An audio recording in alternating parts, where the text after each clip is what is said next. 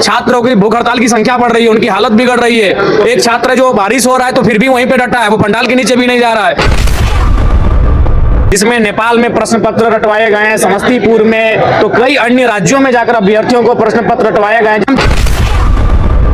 मान की जो परीक्षा है जेपीएससी 14वीं की, जो पीटी की प्रारंभिक परीक्षा, उसे रद्द किया जाए। जनता ने हटाया, आप बढ़िया करिए, आपकी सरकार है।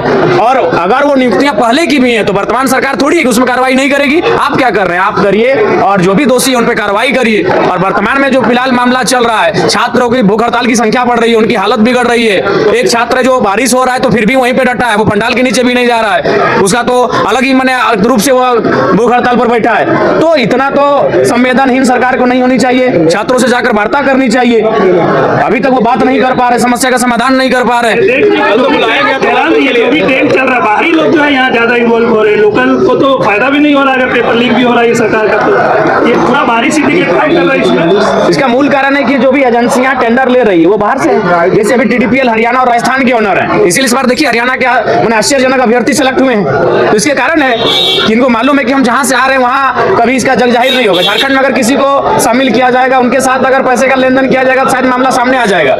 तो ये बहुत ही चालाकी के साथ, शातिरता के साथ ये काम कर रहे हैं। अच्छा, देवेंद्र जी भूख हड़ताल कैसे तोड़ेंगे? क्या मांगे? 3 मांग, ठोस मांग बताइए जिसमें वो भूख हड़ताल तोड़ेंगे। पहला तो है कि जो वर्तमान की जो परीक्षा है जेपीएससी 14वीं की, जो पीटी की प्रारंभिक परीक्षा, उसे रद्द किया जाए, पहली मांग।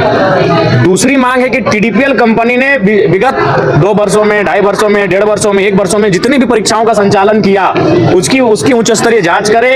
और खासकर जो सीजीएल जेएसएससी की जो परीक्षा थी, जिसमें नेपाल में प्रश्न पत्र रटवाए गए हैं, समस्तीपुर में तो कई अन्य राज्यों में जाकर अभ्यर्थियों को प्रश्न पत्र रटवाए गए हैं। हम जहां से आ रहे हैं वहां कभी इसका जग जाहिर नहीं होगा। झारखंड में अगर किसी को शामिल किया जाएगा, उनके साथ अगर पैसे का लेन देन किया जाएगा तो शायद मामला सामने आ जाएगा। तो ये बहुत ही चालाकी के साथ, शातिरता के साथ ये काम कर रहे हैं। अच्छा, देवेंद्र जी भूख हड़ताल कैसे तोड़ेंगे? क्या मांगे? 3 मांग, ठोस मांग बताइए जिसमें वो भूख हड़ताल तोड़ेंगे। पहला तो है कि जो वर्तमान की जो परीक्षा है जेपीएससी 14वीं की, जो पीटी की प्रारंभिक परीक्षा, उसे रद्द किया जाए, पहली मांग। दूसरी मांग है कि टीडीपीएल कंपनी ने विगत 2 वर्षों में, 2.5 वर्षों में, 1.5 वर्षों में, 1 वर्षों में जितनी भी परीक्षाओं का संचालन किया उसकी उच्च स्तरीय जांच करे।